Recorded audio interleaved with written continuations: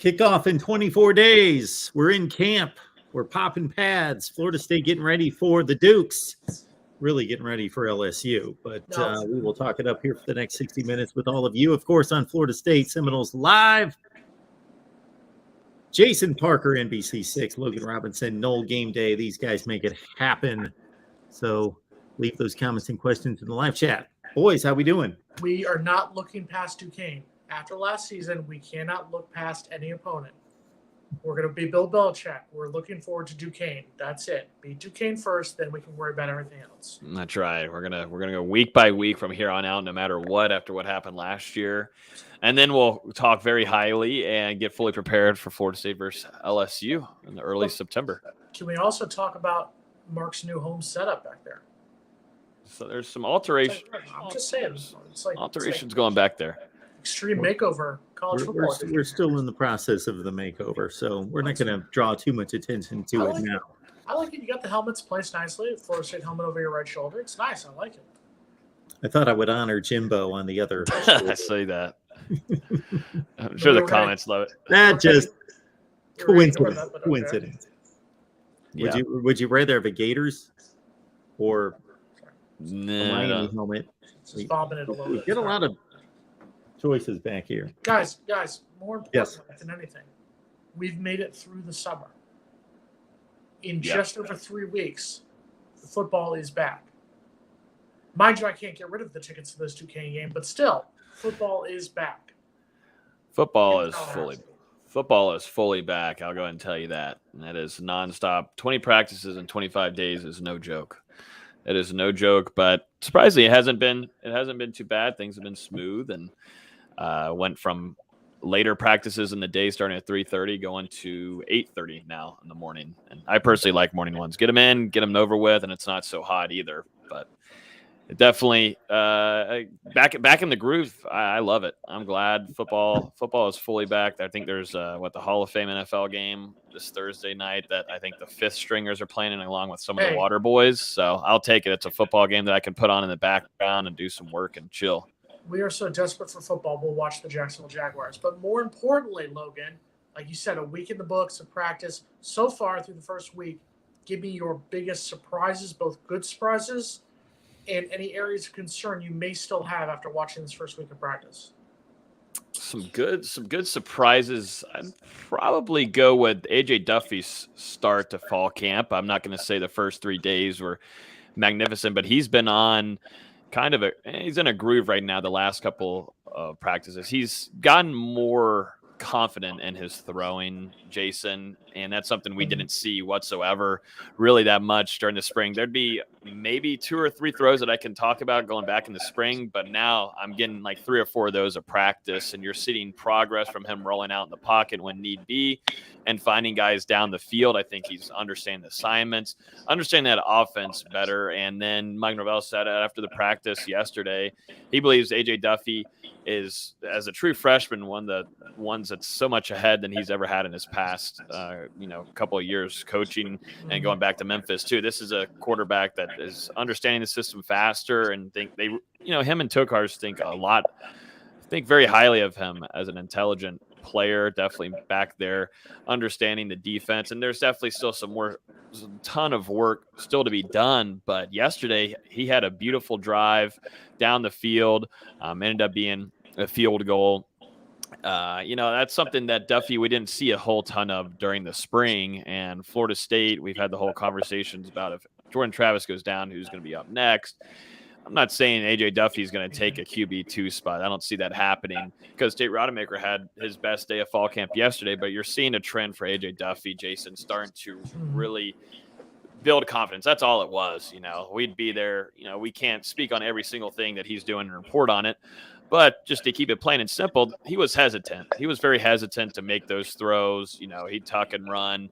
He wouldn't want to take it, risk it, and get the ball down the field. Now he's starting to connect, and he's connecting very well with a few wide receivers and his running backs and getting down the field. And Florida State's offense yesterday won the day overall, in my opinion, and that's something that I was expecting this to be a really dominant defense of performance this fall camp.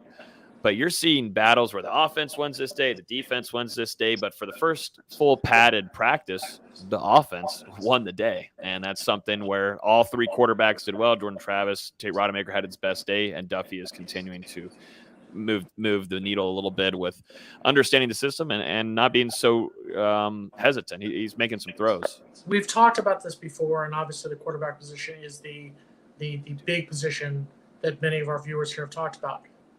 Has Duffy done enough to give a serious run? I know we're only one weekend. I don't want to jump to conclusions yet. But has he done enough to make a serious run at being the second-team quarterback for that Duquesne game? Are you sorry? My thing blocked off the audio. Did you say Duffy or Duffy? I wouldn't say for Duquesne. No, I still think it's definitely gonna be Tate Rodemaker. I thought Rodemaker had his best day out of maybe even the spring too. This was a really nice day from him. He had the beautiful drive down the field, and I think all of the reporters and beat members kind of looked at one another. I was like, where did that come from? And that's something you want to see consistency. That's something Mike Novell keeps on preaching going into this camp from everybody, but definitely the quarterback room and Tate Rodemaker consistently, because he can make those throws. He can make those deep ball throws, but on Tuesday, he just led everybody down the field. Trey Benson opened some things up there too. He was able to connect with Darian Williamson too, which was a great couple of grabs from him. And then finding Marcuston Douglas in the end zone, tight end that you're hoping will step up, big size tight end. I don't think Duffy's going to fight Jason for that QB2 spot going into Duquesne, but you'd like to see him you want a guy that can be a QB2 if there's a situation where he needs to go in. Still at the baby steps here, but it's good signs, because I was kind of worried. I went into this camp kind of worried from what we saw in the spring. I wanted to see him not hesitate so much. Throw the ball, just take a risk. But now it doesn't look like he's really hesitant. He's understands where his wide receiver is cutting on his routes, and he's getting the wide receivers right where they need them, and throwing ahead of the cuts even too, to where that wide receiver plants his foot. He's coming back for the ball, and it's already on his way there. The ball's already on his way there. So out of the quarterback room, I think they had their best day on Tuesday, and you're starting to see better signs. That was probably a surprise to me, at least the start here for Duffy. If there had to be anything... First of all, Eric wants to know if the stretching was elite, so let's just address that. The stretching was incredible. The stretch was good. Okay. Stretching in the ward chan was at a good volume too. Elite blasting. Eric would like to No, not elite. No, not elite. Okay. No, getting there. Coach Storms will maybe we'll keep an eye on him and what he does there. But probably something maybe that needs to be worked on heading into the second week. Now, I got to say, I'm going to go to linebackers and probably just to the outside perimeter there. I still, on Tuesday, the running backs, wide receivers, they ate it up on the outside there. And I'm not necessarily saying coverage-wise that was a problem, but some of these running backs like Trey Benson, you had Trayshawn Ward, Toa Philly, they're getting out to the outside pretty easily. And even Rodney Hill, true freshman Rodney Hill, had one of the best runs off to the side. And, there was kind of no linebacker there to be seen. Defensive back had to come down the field. That's something I think that Randy Shannon and them are going to be looking back at film today and getting prepared to hopefully fix a few things, make some adjustments there, and understanding where some of these linebackers need to be. There's nothing really that comes across as being something Florida State's struggling highly in. Mike Novell said yesterday that he thought this was the first time Mike's really been straight up with us, because he usually tries to say things very optimistic. Even if things weren't great, he'll still try to make things sound like it was good, decent. He said that the specialists had their worst day of fall camp, and there was a blocked kick that Florida State made, and Kevin Knowles recovered it. Either he's really pushing those specialists to be better. I haven't seen Ryan Fitzgerald miss a kick yet, which is a really good sign there.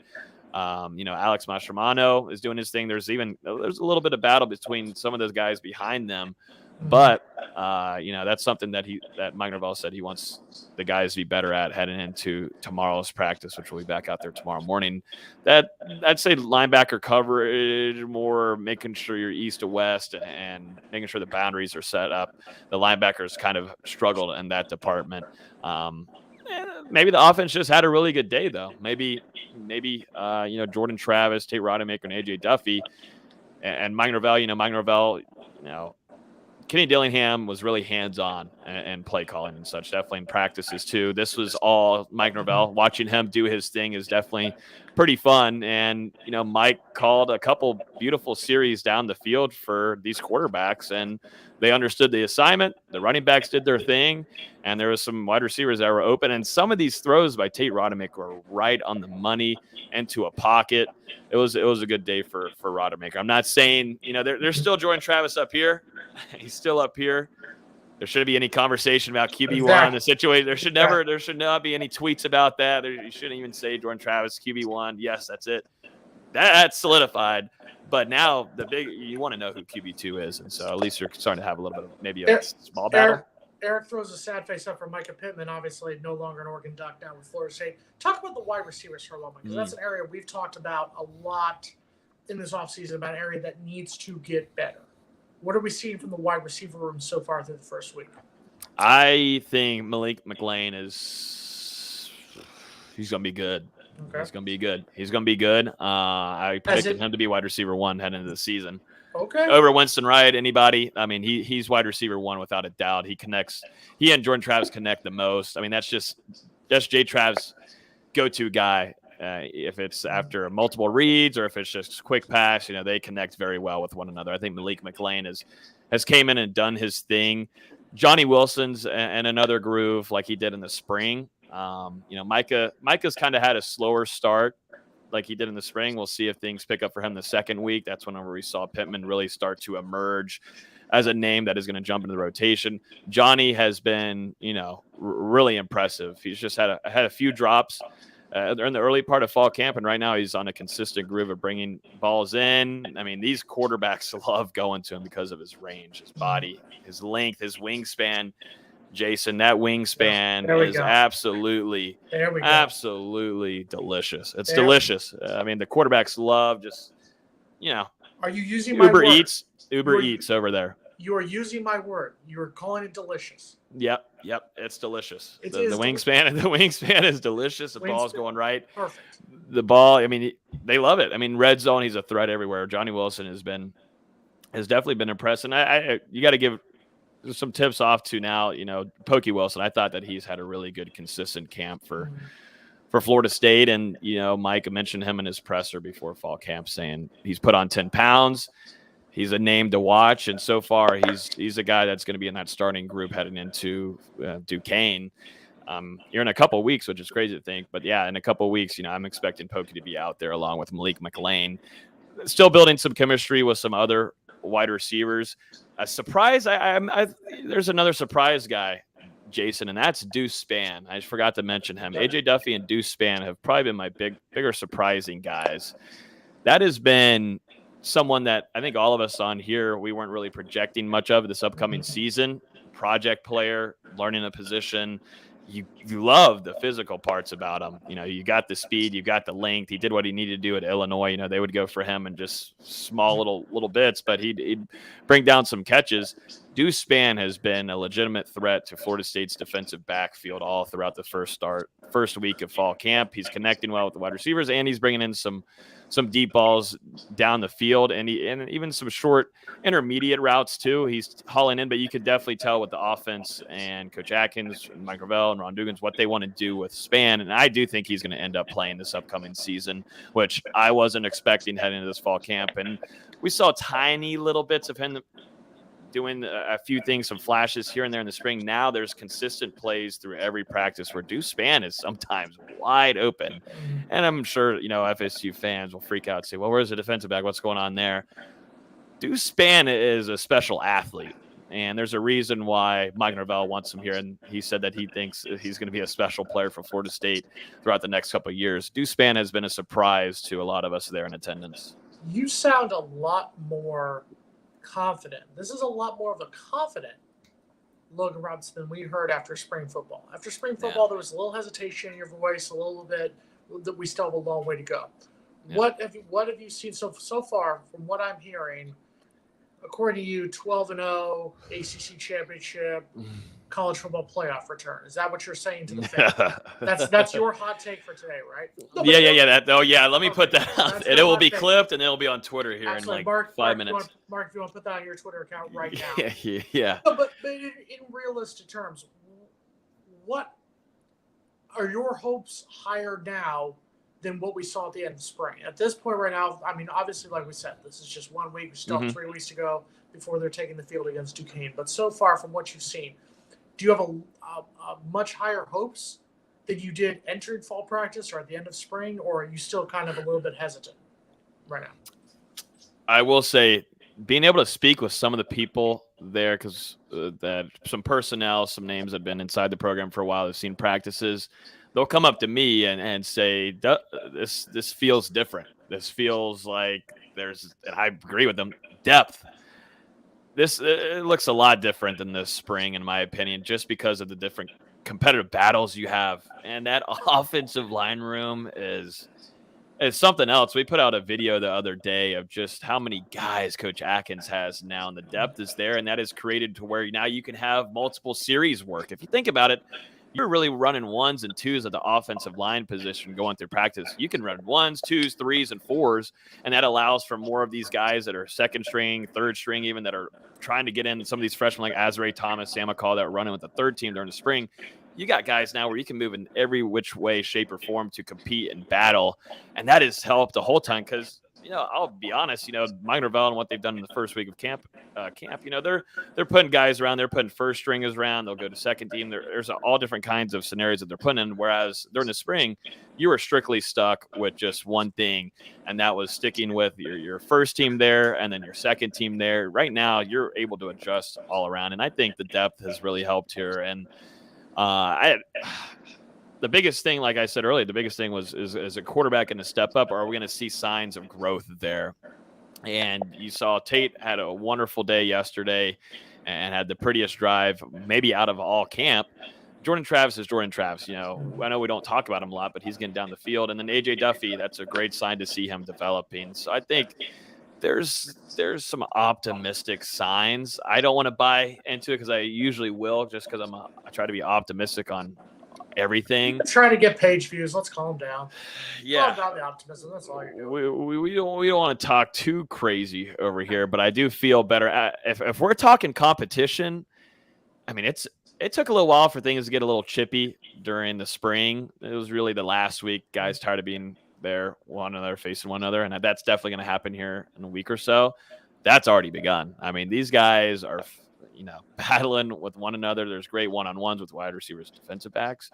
And there's freshmen that look like they've been here for a while, like Ayobami Tafase. There's been a couple of videos going viral of him, and that doesn't look like a true freshman. And that's the same way with Julian Armella, who I'd love to talk about here, who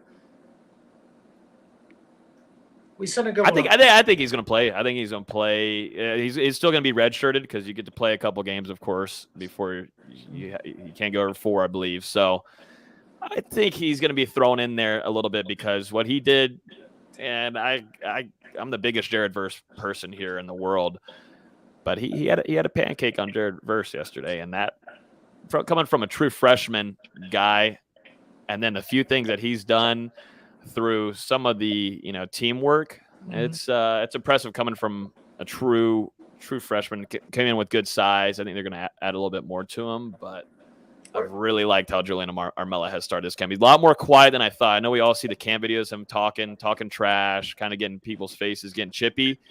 Whole opposite of that. He really just listens to the vets, and also holding each other accountable. I like the way Julian Armella started camp. Where's he from again? I'm sorry. Somewhere near you. Somewhere. Checking to make sure. I'm going to follow up on Jason's line. Oh, Mark's here. I am here. Oh, wow. I'm here. Some people have thought I was taking a nap, but I'm here. I do sleep with my eyes open. So I'm going to follow up. Yeah, Jason's line of thinking here. So we don't know how they're going to perform on game day. And we've only seen Logan, have seen, a week? Has it been a little less than a week? About a week. Yep. Okay. The last Florida State team that I believed looked like a Florida State team, not every week, but on occasion throughout that season, was 2017. Mm-hmm. So just athletically, in terms of athleticism, strength, speed, depth, all physical stuff, how do these athletes compare to that team in that range? When the last time Florida State was good, I know they only went 7-6, but I'm talking about they were, they could play Clemson deep into the game. They looked Florida State good. We know what happened that season, but you know what I mean. Yeah, the size wise, it's there. It's back to where it used to be. I'd say probably about 4 or 5 years ago. I mean, the size factor definitely in the trenches. I mean, Florida State the last 3 years just didn't look like you'd watch other games in the SEC and be like, that Florida State doesn't have that on the line. They've got that definitely in the defensive line. I mean, you've got Robert Cooper, Fabian Lovett, but then on the offensive line, like I just said, I mean, you're bringing in guys who've been playing football since 2017 with Manuel coming in on Florida State's offensive line from Charlotte, Dimitri Emmanuel. That's a guy that's been playing football since 2017 on the college level.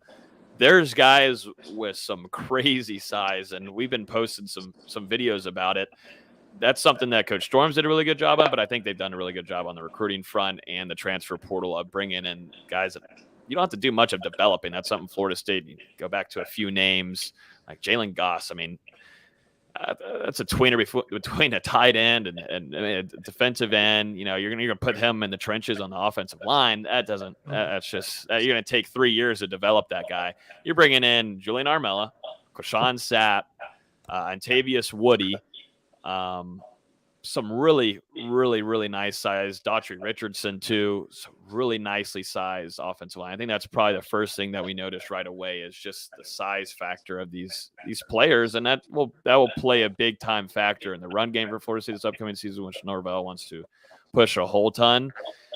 I'd say there's that, but then there's also playing smart. There hasn't been a lot of penalties through this fall camp. Mike Novell, what he does is he brings in a whole ref crew to every practice, which he ended up doing last year, a little bit in the middle of the season because, Florida State was having a really rough time on the front line with false starts, offsides, but really false starts. Maybe I could name one false start, a max of 2 so far in fall camp. There hasn't been a lot of penalties, and that's going over 2 into pass interference. Just missed assignments with guys being on the line. Florida State has done a really good job, at least, of playing smart. And Florida State has really hurt themselves. They hurt themselves last year in games that were critical, definitely in Clemson. You go to Lundy, seeing the late hit for no reason. I think Marion Cooper also had one. They're being very strict about things, and that's why this coaching staff is really hands-on this fall camp. So 2 things to you. Number 1, you know what time it is. Hit it up. Yep, hit the like button, hit it up. If you're not hitting the like button, then if you don't want Florida State to take the state, you don't want Florida State to beat Florida, you don't want Florida State to beat Miami. If you're not hitting the like button, if you hit the like button, Florida State's beating both of them. Whoa! Yeah, Florida State will beat both of them. All you gotta do is hit the like button. That's demanding as fuck. So here's my question. Whoa! Did we hear? Whoa! That's my first one. That's my first one. Whoa! That one came out of nowhere. Whoa! Why then? Why was it that one out of nowhere? Oh. We get in like serious debates, arguments back and forth. Up and then let me get we get the F-bomb on a throwaway comment. Let me get the Lee Corso card number 99. I'd like to humbly apologize for my words. I promise I will never say that again. My question to you, Logan. This is arguably on paper Florida State's easiest opening game since the 2015 season, since playing Texas State to open the 2015 season. And Florida State has not won a season opener since 2016 against Ole Miss. How important is it? Florida State's made a reputation of playing big names, big name opponents, and not backing down from anyone. That being said, how important is it for Florida State to start off the season? Because I firmly believe if Florida State opens last season with Jacksonville State, I think And I know it's easy to say this now because we lost to them, but I think we probably win that first game.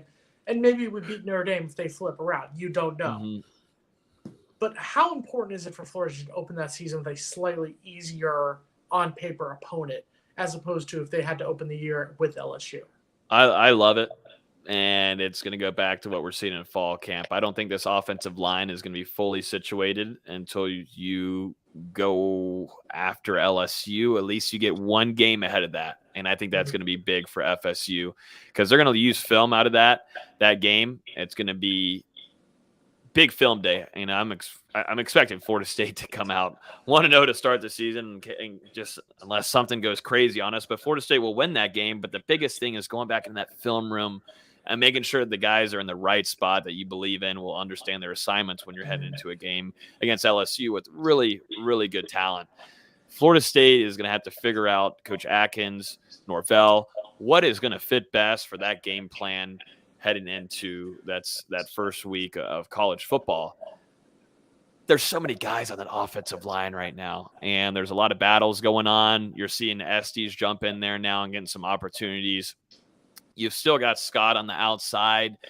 I thought that he showed up to camp very well, but I think there's some battles going on that we get to watch at fall camp. We can't report on who's starting here, which day is starting here and whatnot. But if you want to talk about competition and battles, that's something that Florida State, after that Duquesne game, they're going to go look back at film and figure out who's going to fit best for that game plan. I love that they're starting off with an easier opponent. It's something that they've needed to do for a couple of years. You can't go back and erase, what you've already signed up for contract-wise. So they kind of screwed themselves, and that's just what it is. Now you get a chance to warm up a little bit, and it's going to be a big-time film room after what they see and who understood the assignment, who didn't, and who's going to get the chance in week one. On paper, this is a Duquesne team as we take a look at their schedule right now and whatnot. This is a Duquesne team that finished last season 7-3, 5-2 in the conference, then with these conference and whatnot. Yeah. What to you, and we'll talk about the game the few days before when we'll go down, we'll preview, we'll give you our predictions. What to you does Florida State need to do? Are you talking about 21-point win, 28-point win? What is a convincing win to you that will take away a lot of concern about this team right now? Like for me, I just want us to win. 3-0. God comes down and says 3-0. I'll give that to you. I'll take that right now after last season. But that being said, what to you is a Florida State win? 24 points. You beat them by 24 points minimum, in my opinion. And defense has got to wreak havoc from what we've seen and in this fall camp with Fabian Lovett. And you've got Robert Cooper in the trenches, and Joshua Farmer I was questioning him heading into the spring. I thought, he put on some pounds, and I understood that he was going to have to get used to playing with that size. And this camp, he's done that. That defensive line is scary. Definitely when you add in Jarrett Jackson, Malcolm Ray in there, and then now you see Bishop Thomas. Bishop Thomas almost came away with a red zone interception yesterday, or end zone interception yesterday. And you're like, what's going on? What's going on here with those trenches? And you got Jared Verse and them on the outside. Florida State should be dominant on that defensive side. Definitely with two vets at the safety position. I think, and I'll be honest, Florida State's got to win by 3 touchdowns minimum. I think they will. It's a home game. This team has never been in this stadium before of this, or at least of this size. I mean, a lot of freshmen coming in. No, they played in front of 2,400 fans last year against Virginia Lynchburg. They played in front of 35,000 fans last year against TCU. Mm-hmm. 19,000 fans against Ohio last year when they beat Ohio. Oh, wow. That should be the amount of people that They make it up. beat Ohio U? They beat Ohio U Bobcats? 28-26 over the Fighting Bobcats last year. I can't believe we missed that game. Okay. That was the second worst thing to happen on September 11th, other than us losing to Jacksonville State. Just kidding. Yes, they did. Obviously. Oh, they played TCU last year. They lost 45-3. That was a slightly bigger outcome. That's the outcome that Logan wants. For our game here on this one. So there's a question. I was just to say, there's a question here about Caden Lyles, who I thought had a bleak spring. Try to keep things real on here. Bleak spring from him. I thought he was unconditioned. I understand he just came from Wisconsin. A little bit different temperature. The spring was nice, though, compared to this heat now. I think Lyles has showed up in better shape for sure. I think Maurice Smith is holding on to this starting job unless something dramatically changes in the next 2.5 weeks or so. I still think Maurice Smith is holding on to that spot. He's definitely undersized. I think both guys are rather short, is what it is. You're at a center position, but you'd like Maurice Smith to be a little bit bigger. But Maurice Smith has held his own. I've seen him he held his own the other day against Fabian Lovett. That's not an easy guy to block there and hold your footing down with and keep in front of you. Maurice Smith, I thought, has looked pretty good to start off this camp, but Lyles has showed up in way better shape there, Brendan. And you got to hope. I do like that Lyles is on Maurice Smith's tail there, competing with one another. But I do think this is Smith's job to lose. We're only a weekend to camp, but I've still got the leverage on Smith there to hold that spot down. So I'm going to throw a question out there. And no, this is not. Oh, whoa, no, 50 we're bomb. not. Khalil's with the 50 bomb. Whoa. I know he's in a boot, but I have to ask. Well, we're going to get to the 50 bomb here. Whoa. First, New King God, we appreciate your super chat contribution. Please, if you're bringing up other folks on other shows, please go to them and find out what their deal is. But we appreciate your super chat. Khalil Young, I know he's in a boot right now, but I have to ask, why does everybody act like McDonald is terrible? With limited opportunities, he makes the most of and doesn't drop the ball on top of the lack of wide receiver talent around him with subpar quarterbacks. I mean, so your take on Cam McDonald? Yeah, like Khalil. Yeah, like Khalil said, Cam's been limited to start off camp, but Florida State has got to find someone next to Cam McDonald. I think that's what helps Cam McDonald be able to shine there. I would hope that Florida State on the offensive side are able to take advantage of the tight end position this upcoming season and add that to be a factor against some of the defenses this upcoming season. Cam is a mix of a hybrid. He's a mix of a tight end and wide receiver. He's not your blocking tight end. I think you'll see with losing Wilson last year from UCLA, you've got him gone. He really developed into being a really good tight end, a blocking guy. Kind of turned out to be a little bit of a hybrid where he catch the ball down the field. McDonald is he's your catching guy. And you're right, this is a good player. He's not bad. He's not awful. He's not crazy excellent, but he's a good tight end that should be utilized. They've got to find another threat, though, on the other side. Who is that going to be? That's been one of the biggest things we've been, worried about. Who's going to step up in that tight end room? We've seen Jackson West haul in a couple of passes. And like I just said, Marcus and Douglas caught a great ball down the field into the end zone. Beautiful ball from A.J. Duffy. Caught it and brought it down. Someone's got to step up here. But, I don't think anybody's saying Cam McDonald is awful. It is, FSU Twitter. And sometimes, if something isn't going their way or going in one player's way for one game, then they're just, it's just kind of trolling at some point. But I wouldn't say Cam McDonald's awful. Yeah, I think McDonald's just somebody who came in with a lot of hype around him. And yes, let's just be honest, he hasn't lived up to the hype of what he came in when he came in as a recruit. But that being said, you're 100% correct. He's getting the job done. He's a quality player. I think he's going to do just fine once he gets out of the boot. So the question I was going to ask you, and I know that I'm going to be the negative Nelly, the negative Nancy amongst some of our viewers here, but one of our esteemed viewers asked this question at the start of the show, and I feel I should ask you this question, Logan. Mm-hmm. There's more money that's going to be out there because the buyout for Willie Taggart ends after the 2022 season. That's when his buyout is up. We're stopped paying him. The question was asked by one of our viewers, so I will ask you. Mm-hmm. Does Mike Novell get fired if Florida State finishes 6-6? It's a legitimate question because of the fact that it would still give him a losing record over his 3 seasons as a head coach. So he has to go 9-4 or better to have a winning record after his 3rd season. So with that being said, are we back to the It's a valid question. Are we on the March questions again? We got fall camp going on. It's a valid question that I have zero clue at that point. I think Alfred keeps them, but I don't. It just depends on who you beat, though. To be honest. So if he's 6-6, and let's say it's a beats Miami. Let's say it's a split against Miami and Florida, you think he stays? If he beats one of the in-state teams.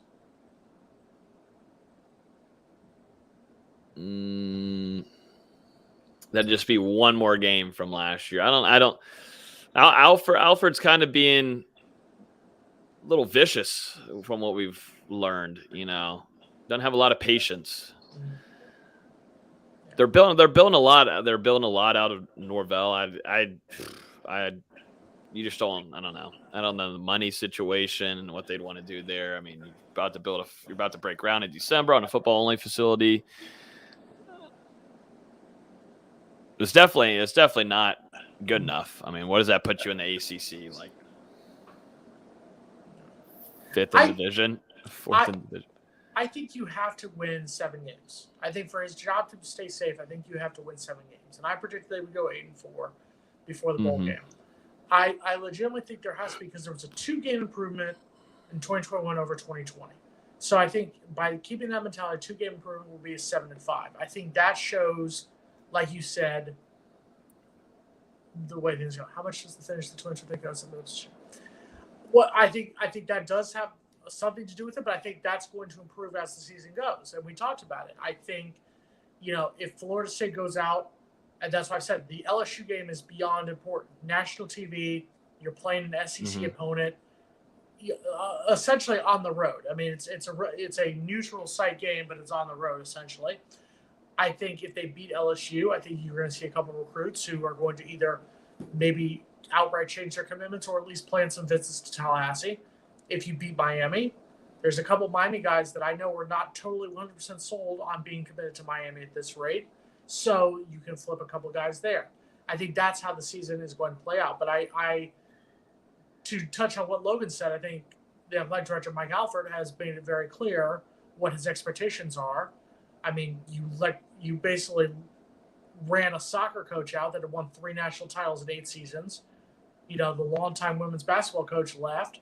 It seems like nobody really wants to stick around for this guy. And I think he's made it very clear what his expectations are. So I think anything less than a 7-5 regular season, anything less than 8 wins, including a bowl game, I don't know if Mike Novell will have a choice at that rate. I agree. I think Mr. G14 classifies correct. I think 8 wins, including the bowl game, has to happen. Yeah, I think really this is what's going to come down to. If Jordan Travis is healthy, you get an excuse if he's not. I don't think if they're throwing out Tate Rodemaker for 2 of the games, 3 of the games, whatever ends up happening, if it be so, all FSU fans should do everything imaginable the night before the game to get down and pray to whatever they do, either it's a Whataburger sign, a Krispy Kreme sign, or really a church or something, anything religious that you believe in, they should pray towards it that Jordan Travis stays healthy throughout the season.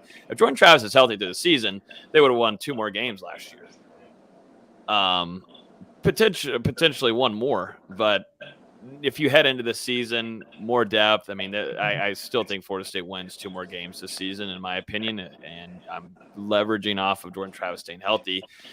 If he's not, things are going to go. Things will not go so great. I'm seeing signs from Tate Rodemaker. Duffy's still a true freshman. I don't want to throw Duffy out there this season. I don't want to do that. Do not put this voodoo out there, Logan. Not doing it. That's what I'm saying. Pray to whatever you pray to. Jordan Travis's high school coach seemed to think he's going to be a Heisman Trophy contender. I mean, I get that there's personal loyalty, but I don't think Jordan will be making a trip to New York in the second weekend of December. I think this framework on Novell is pretty reasonable. If he goes 5-7, he's gone. He's gone. If he goes 8-4, he secured his job. If he goes 6-6 or 7-5, it's going to be taken into consideration. What does the recruiting look like, and how competitive were they in their losses? Right. And losing to Clemson on a last-second field goal and losing, and they're going 7-5, 6-6, but they look really good and competitive against the better teams in their scheduled. And the recruiting class comes in top 15 to 20 in the country, then that's going to help. If your losses are LSU, Clemson, Miami, NC State, and I'm trying to think the other toughest team on our schedule, and Wake Forest. Let's say those are our 5 losses. You could argue those are 5 good teams. Clemson, a very good team that you lost to. But it's if you lose to the Georgia Techs, if you lose to the Boston colleges, if you lose to the Louisville. Oh wait, I predicted we'd lose to both Louisville and Georgia Tech. But if you lose to bad teams and you're 6-6 limping over the finish line, that's going to be where the problem comes in. Mm-hmm. Yeah, there's just got to be good competitive battles there in a lot of these games, and Florida State did that against Clemson. I think us as people that cover them, and then FSU fans get the reasons of being a little concerned heading into any season now. And there was a lot of torment throughout this offseason and what went down on the recruiting side. Let's go back to what we saw last season, the way they finished off the season. I know that UF game they should have never lost. That's something that I still think the team was immature, and I don't know what's going on there coaching-wise. I liked what I saw from, and it's time to start talking Novell and his offense. I like that now this is solidified. This is what Novell is going to be calling. And watching him on the headset yesterday, be able to have all 3 quarterbacks make a drive down the field on a really good defense, that's promising. I'm telling you, that's something very promising. That was the first day, Novell. You'll have a couple teamwork. So teamwork means you're doing 11 on 11. You're throwing out your first team, you're throwing out your second team. He'll do that in the first little bit of practice, and he'll go do your drills, you'll do special teams, all that. We spent the last 45 minutes doing 11 on 11, and Novell chopped up an offensive game plan for every running back, every quarterback, wide receiver sets, and first team, second team, third team, and they all went down the field. And that's something not easy. I think something that's not going to be easy for opponents to do this upcoming season. And that was all under Mike Novell and calling the plays, and got to be there right next to him. I like to go to the end zone view. I like to see what's going on, what the quarterback's reading, what he's missing. And Mike Novell, sitting there, calling everything. That offense is quick, offensive line is moving. That's something that, at least after reflecting after this last week, I have a little bit more hope that this offense, if it can find a groove, and it's all under now Mike Novell. This is all on his shoulders. A little bit was on Kenny Dillingham there and them splitting duties and whatever type of situations. This is now on Novell, and what he did at Memphis, it's finally coming into a full groove here in his 3rd year. Of course, what do I know? Because I apparently have no faith at all in my alma mater, according to Jacob. So it's okay. No faith at all. Just buy season tickets for a team that goes 3-6 the year before. Continuously support my team every single week with MarkRogersTV, the voice of college football, and Logan Robinson. But no, Jacob, no faith at all. None. Your blind loyalty in Logan, who's just trying to get your page views. Go check out Nolan Game Day. Give him your page views. That's all he's doing. He agrees with me. Logan texts me. Click the read mores. Logan all the time texts me and says, "You're right. I can't agree with you because I got to get these page views. I got to get clicks. Yeah. But I agree with you. So it's fine, guys. Go ahead. You go with Logan. It's fine. Just hit the read mores whenever you get done reading that full article, and make sure you go through all the ads too. But after you swipe through everything, go hit the read more, and then go read that one. And then there's always read mores in there. So definitely go keep reading. And check out the Discord too, right? Yeah, beat you to it. There you go. There you happy. You happy? I said Mark was ready to lead it. Mark was ready. I was. Mark was ready to lead it. We got Jason on board now to lead the Discord discussion. There it is, folks. It's right there. I got the Biggie shirt today. I'm choosing Violence Day. That's what's happening. So let's do this. It's on the banner, folks, right there. You can join the Noel Game Day Discord. What's the best way to do that, Logan?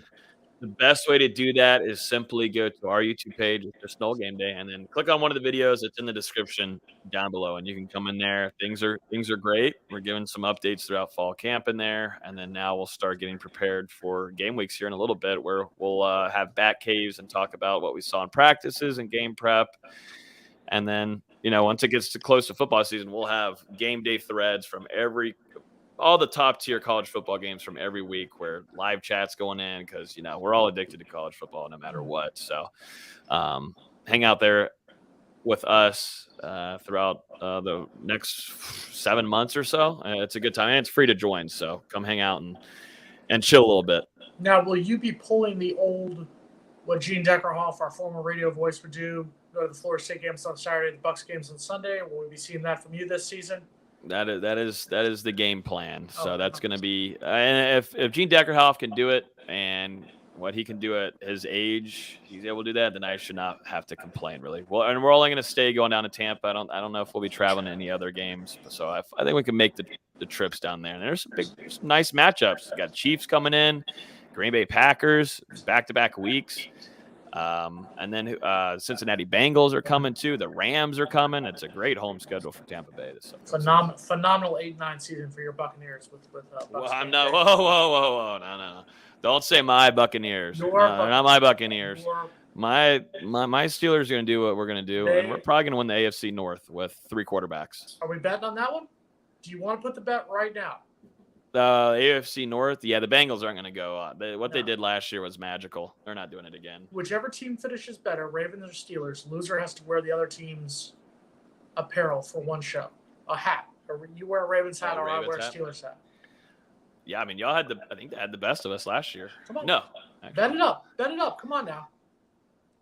What are we doing? Whoever has a higher record. In the AFC North, or just record overall? Better record overall. All right. Let's do it. Mark, you got this? You documented this? It's pretty simple. All right. Ravens, Steelers, best record. There we go. I can't. I'll send you a Ravens hat. Don't worry. I got you. Right here. Oh, they got stamped right here. Is it time? Yeah, go ahead. I mean, I'll just mention these 2 commitments real quick. Go. I don't know if you have that on the docket or not. Go. Florida State landed Jabril Rawls, a 2023 defensive back.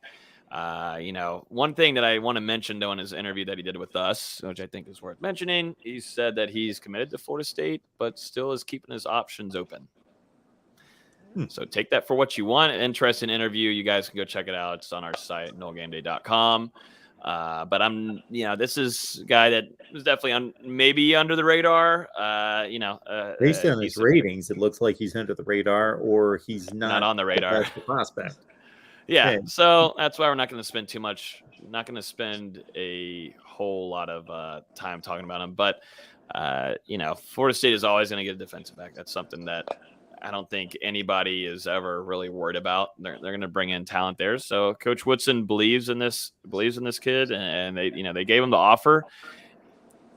It's something that we'll keep an eye on and see if he can develop into something. I just don't know if he'll stick in that class just from the interview. He's keeping his options open.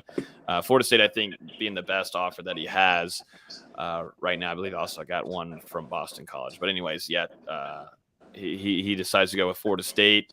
And then we got to see him in person at one of the practices. Florida State lands another defensive back here with Malik Feaster, a Jacksonville State grad transfer.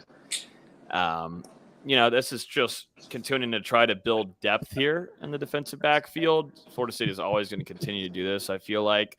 But this will be his only last year of college eligibility. We'll see how he plays. There's definitely a few flashes if you go look at some of his film, a few flashes here and there. But definitely just if you want to learn more about him, you guys can go check out the interviews that we did. How did you do on September 11th last year?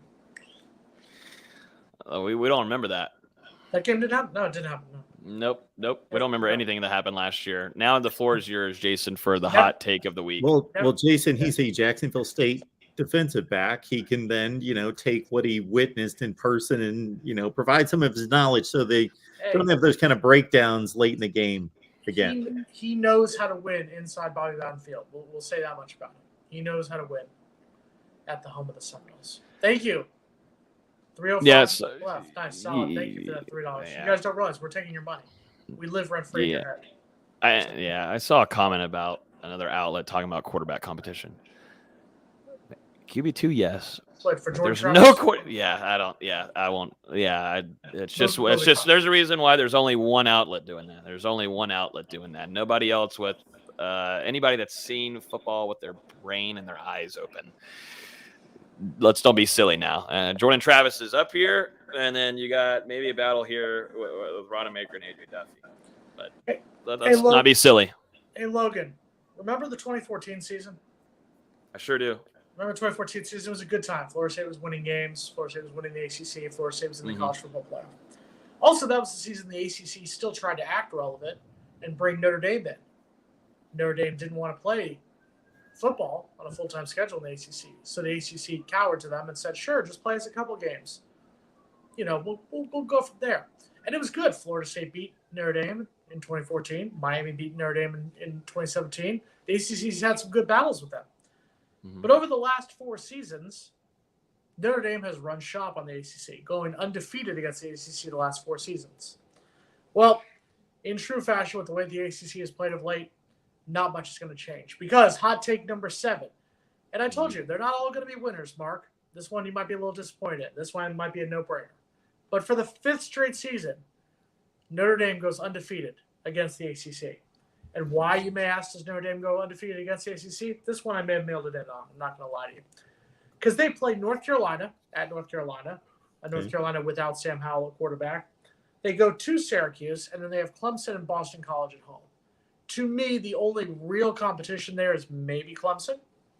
Maybe Clemson. I think if the game's in Clemson, I think Clemson wins that game. But I think because it's in South Bend, first week of November, I feel like Notre Dame's going to pull out a close one there.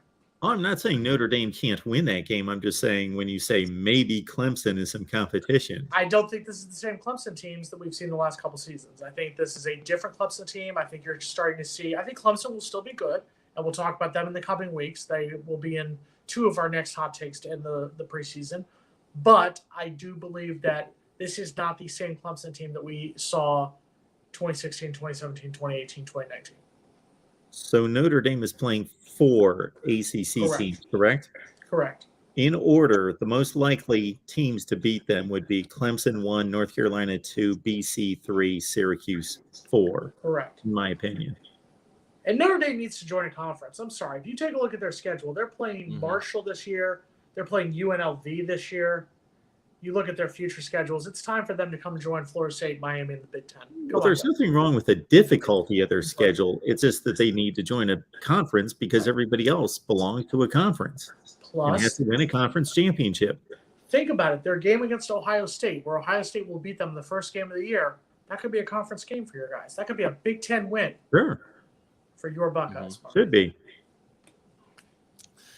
Be interesting. But unless somebody forces them to do that, they're going to do whatever they want. And I don't blame them. I blame everybody else.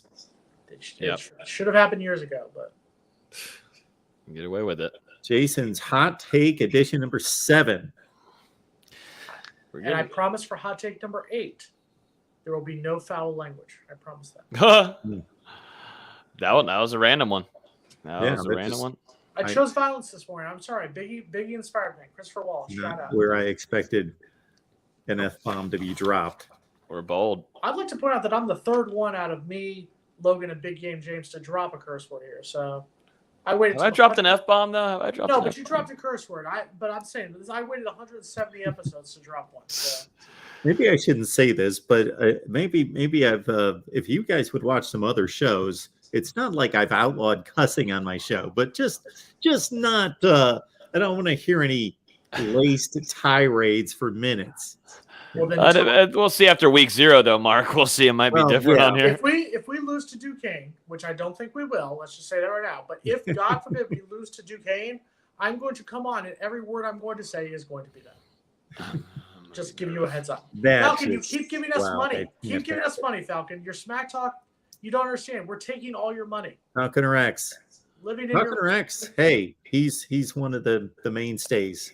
Usually on the Miami show, but he joined us early.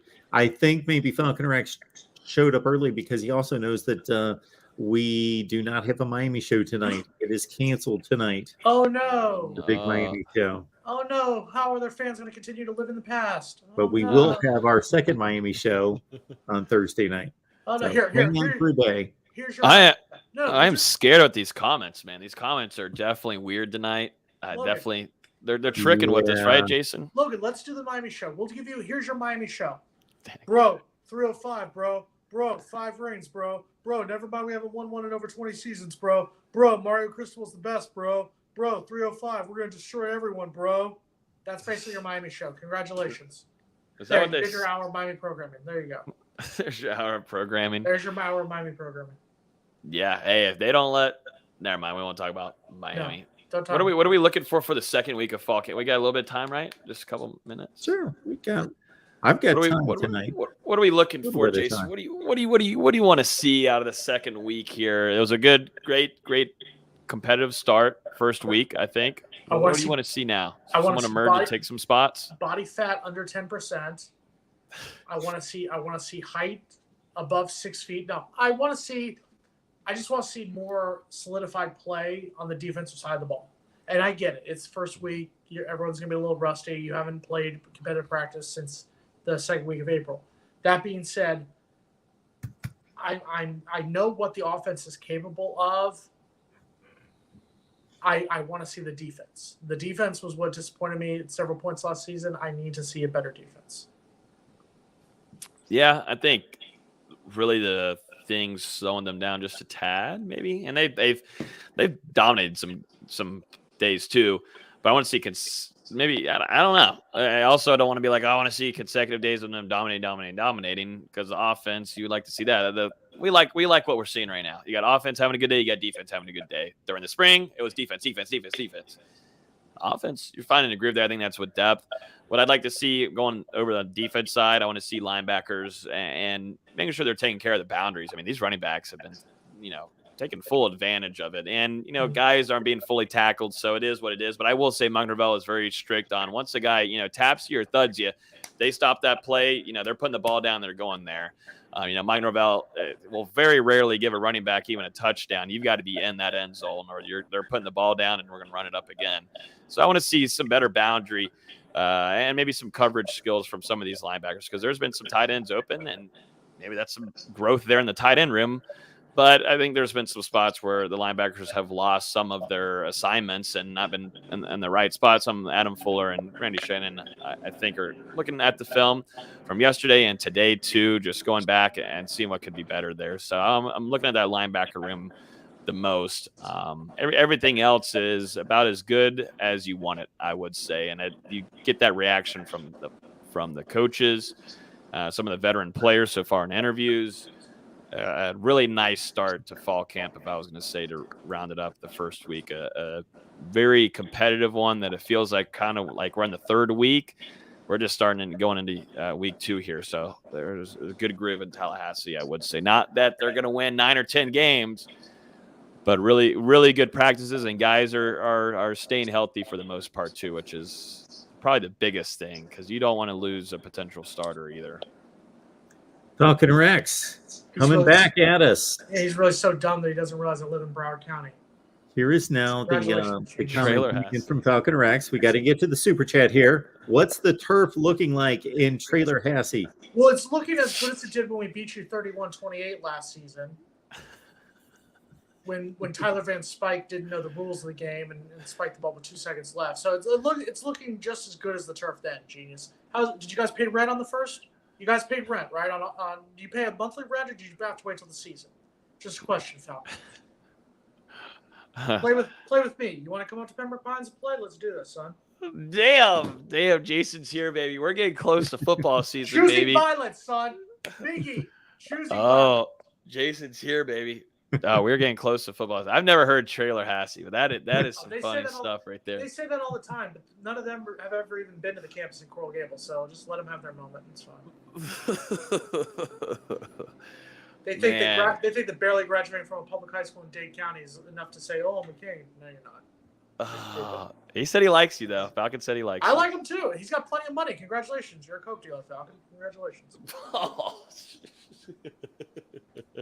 Man, I got to stop wearing the Biggie shirt, man. Golly, yeah, that one brings out the fire in you. That's bringing out some swag. Dang. No, we don't use that. Mr. HD's back, and he's saying that Miami owns Doak Campbell Stadium. Well, we won last year. I'm pretty sure. See, math is tough. I know. Math is tough. We beat you last year. We beat you with a team that had a losing record for the first time since 1974. Just think about it. Just think about it, guys. We're in your head. You guys legitimately think that it was a good thing that you lost to your rival. That's how dumb you all are. It's okay. Seek help. It'll get better. It'll get better. Don't worry. Oh, man. He's sinning on him there with the. All right. With that, we will bid adieu, say goodnight. Good night. Jason has laid down the gauntlet to close out the show. It was all a dream.